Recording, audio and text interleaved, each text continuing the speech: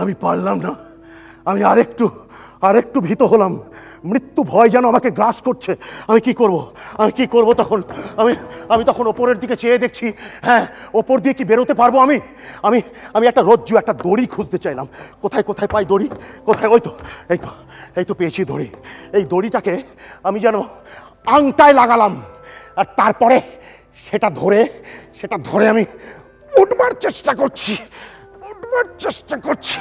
আরেকবার উঠবার চেষ্টা করলাম, কিন্তু পারলাম না। এইবার এক বিভৎস মৃত্যু ভয় আমাকে গ্রাস করেছে। মনে হচ্ছে যেন আমি দেখতে পাচ্ছি আমার মৃত্যুকে। আমি তখন আস্তে আস্তে দেওয়াল ধরে উঠে দাঁড়ালাম। দেওয়ালটা ধরে উঠে দাঁড়ালাম। দেওয়াল দেওয়াল দেওয়াল